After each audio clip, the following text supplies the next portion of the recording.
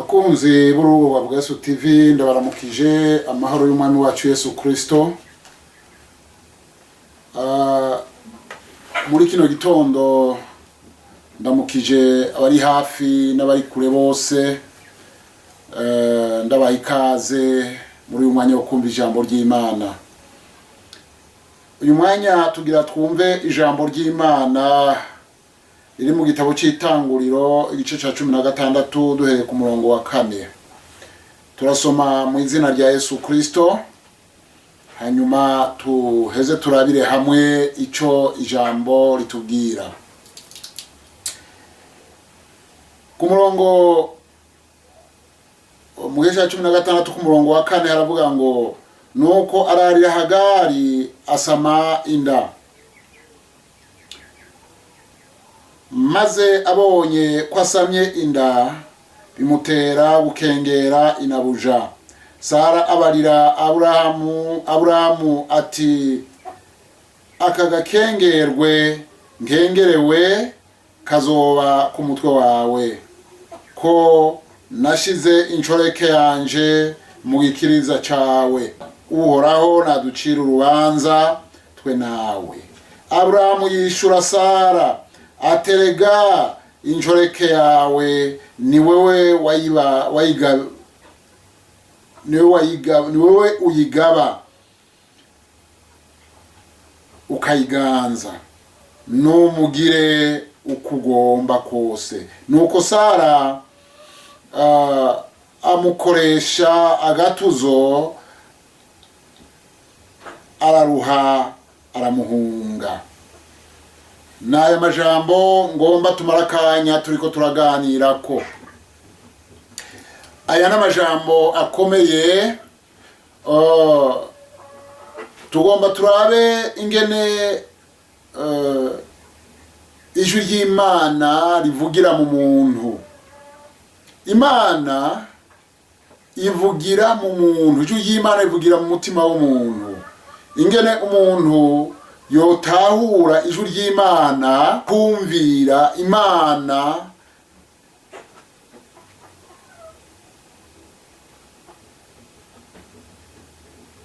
nuguhitamwo, ni wewe uhitamwo kumva Imana. Umuntu bwiwe ni wahitamo kumva Imana.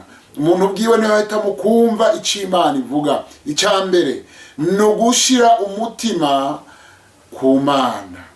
Icya kabiri nugushira umutima ku ijambo ry'Imana.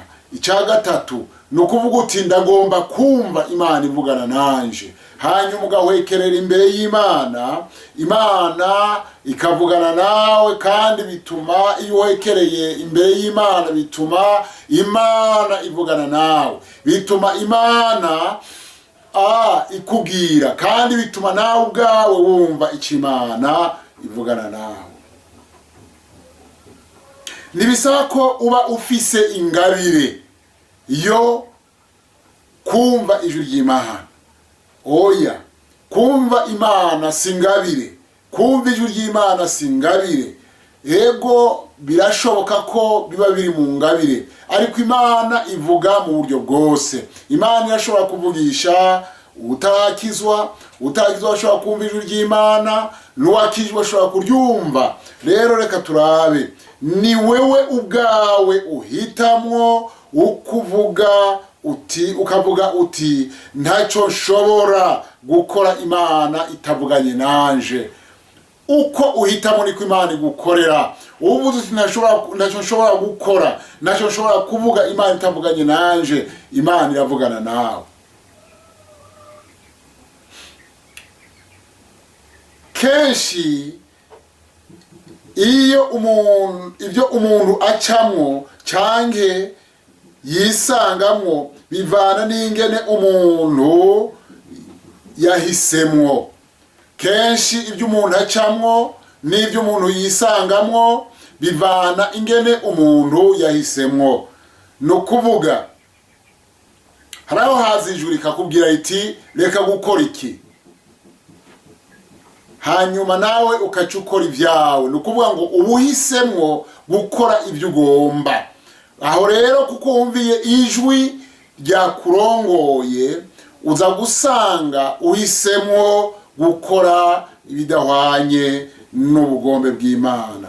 Kumvira ijwi ryawe kugira ngo uhindure ivyo ucamwo, ni ngombwa ko uhindura ijwi riri muri wewe.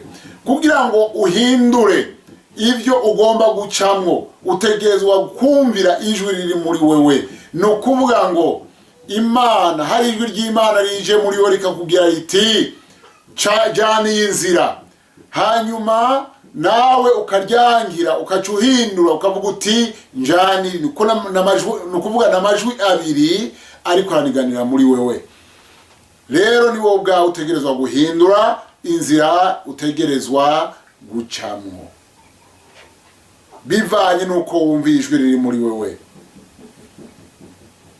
Hari ibintu umuntu acamwo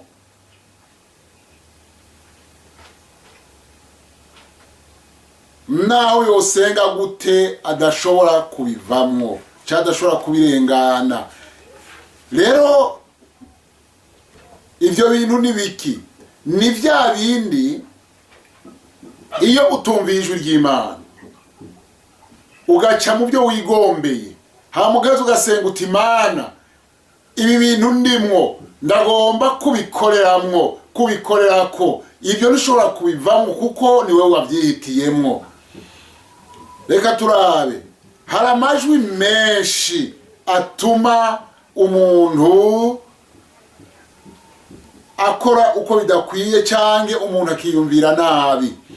Muri ca gice twasomewe twamaze gusoma turasanga ko Sara niwe yabwiye Aburahamu ati rongora ryamana n'inshoreke yanje kugira ngo twirongere umwana.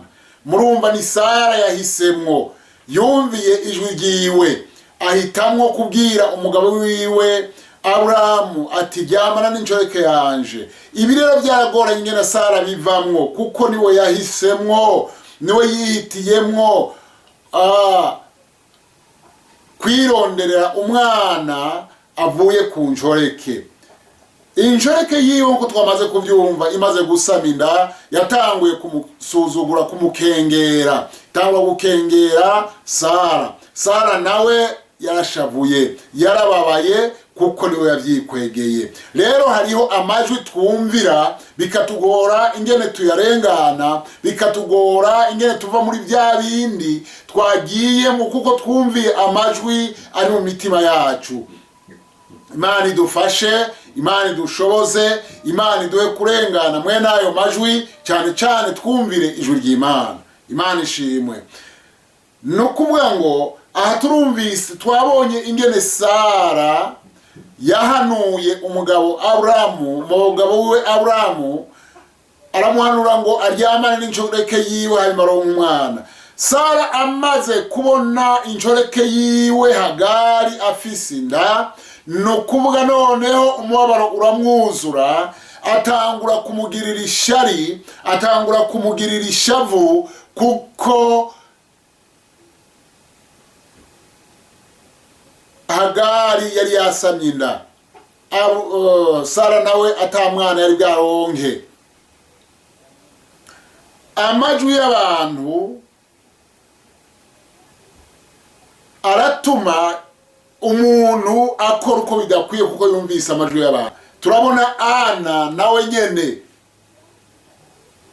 yarumviye ijwi ryo mu mutima wiwe Ana, hanyuma atangura kwigungagunga kuko yakomeza kumva ijwi rimubwira riti wewe uri ngumba. Hanyuma hakurikira ko amajwi y'abantu, abantu bakaguma bamutwenga, bakomeza kumutwenga.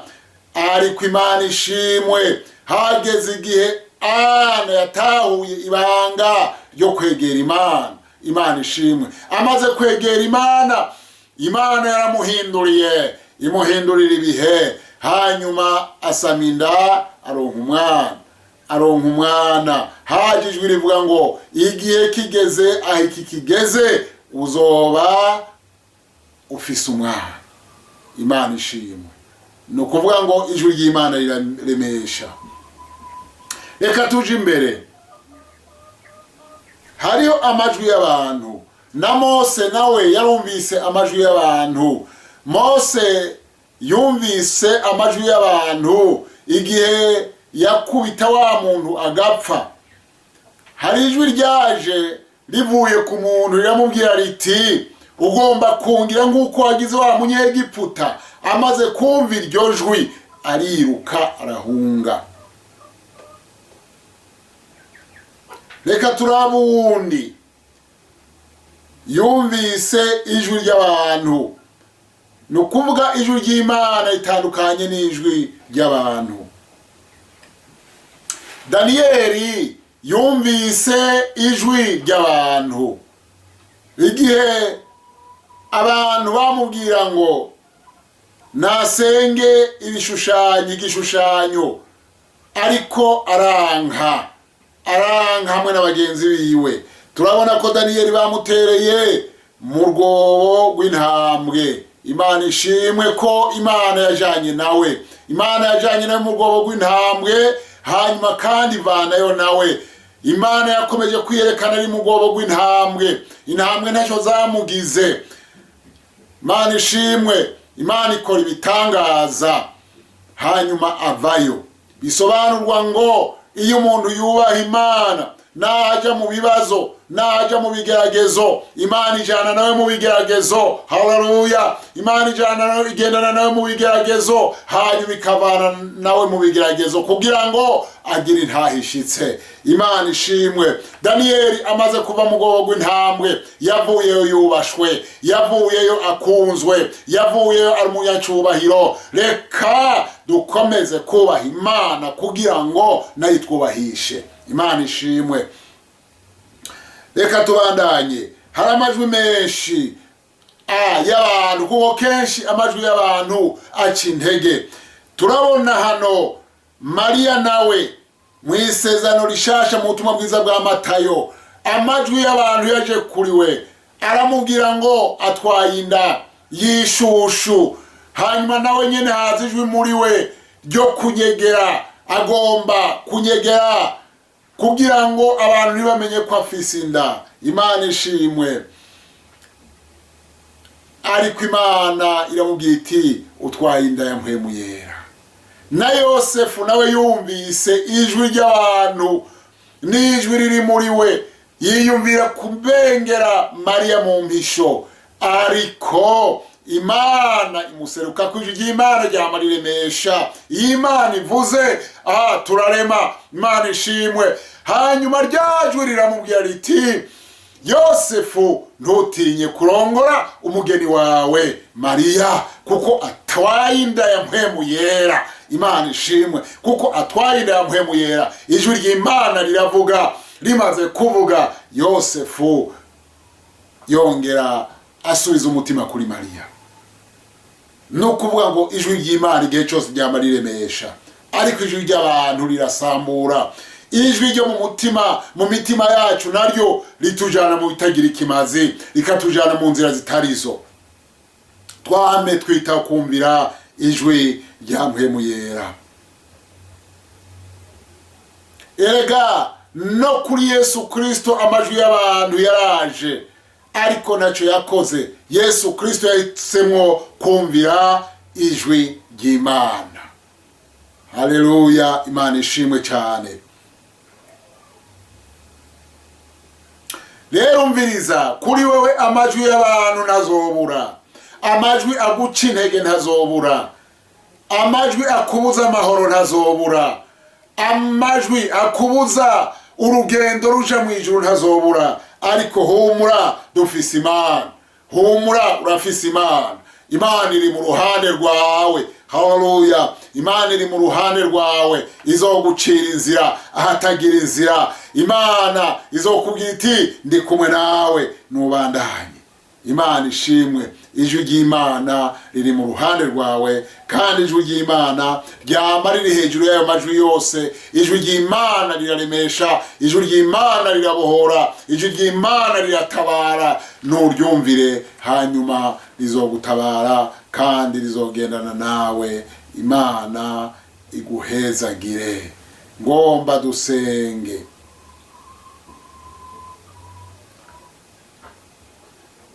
Ngomba dusenga Imana. Ngomba ndagusengere. Hari amajwi menshi yamaza kubwira gukora ibidakwiye, amajwi menshi yamaza guca intege, amajwi menshi yamagomba kujana aho utagomba kuja.